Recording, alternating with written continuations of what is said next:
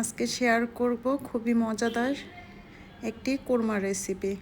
পোলাও খেতে হলে কিন্তু সবাই আমরা কোরমাটা খুব পছন্দ করি, আর কোরমা ছাড়া পোলাও খাওয়া যেন অসম্পূর্ণ মনে হয়। আমি যে পদ্ধতিতে কোরমাটা করে থাকি আজকে খুব সহজেই বাসায় করে নিতে পারেন এমন একটি কোরমা রেসিপি আপনাদের সাথে শেয়ার করব। এখানে আমি প্যানে তেল নিয়ে নিয়েছি। তেলের ডিমগুলি আগে একটু কেটে সেগুলো একটু লবণ দিয়ে মাখিয়ে রেখেছিলাম। ডিমগুলো একটু লাল করে ভেজে নিব।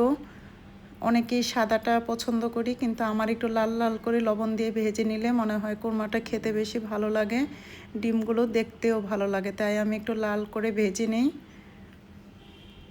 ডিমগুলো ভাজা হয়ে গেলে আমি এখানে দিয়ে দিব কিছুটা ঘি দিয়ে তাতে আমি পেঁয়াজ লাল লাল করে ভেজে নিব। আর আমি একটু পেঁয়াজের পরিমাণটা বেশি দিই, কারণ বাটা পেঁয়াজটা আমি কোরমায় খুব কম ব্যবহার করি। পেঁয়াজটা একটু লাল করে ভেজে নিলে কোরমাটা খেতে ভালো লাগে।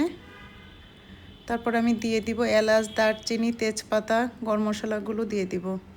দিয়ে আর একটু ভেজে নিব। দিয়ে দিব আদা বাটা, খুবই সামান্য পেঁয়াজ বাটা, যেহেতু পেঁয়াজ কুচি ব্যবহার করি তাই পেঁয়াজ বাটাটা আমি খুব বেশি দেই না। আর দিব রসুন বাটা, দিয়ে আর একটু ভেজে নিব। দিয়ে আমি সামান্য একটু দুধ দিয়ে মশলাটা ভালো করে কষিয়ে নিব।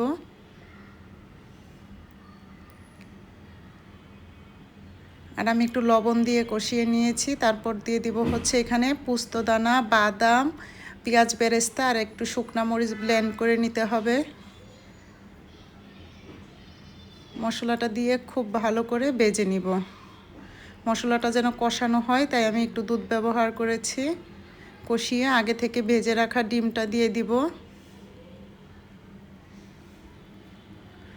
ডিমটা যখন একটু মশলার সাথে ভাজা হয়ে যাবে তখন আমি বাকি দুধটুকু ব্যবহার করব। আর এখানে আমি কিন্তু কোনো দই ব্যবহার করছি না, আমি একটু ঘন করে দুধ ব্যবহার করছি। দইয়ের চেয়ে দুধের এই কোরমাটা খেতে দ্বিগুণ স্বাদের হয়ে থাকে, তাই আমি দুধটা ব্যবহার করি। দুধটা যখন ভালো করে জাল হয়ে যাবে, একটু শুকিয়ে আসবে, ঘন হয়ে যাবে, তখন আমি দিয়ে দিব পেঁয়াজ বেরেস্তা। পেঁয়াজ বেরেস্তাটা যখন দিয়ে দিব তার কিছুক্ষণ পর দিয়ে দিব আমি জিরা গুঁড়া আর একটু চিনি। যেহেতু আমি দুধ দিয়ে করেছি, এখানে মিষ্টি দই ব্যবহার করিনি, তাই আমি এখানে চিনি ব্যবহার করব।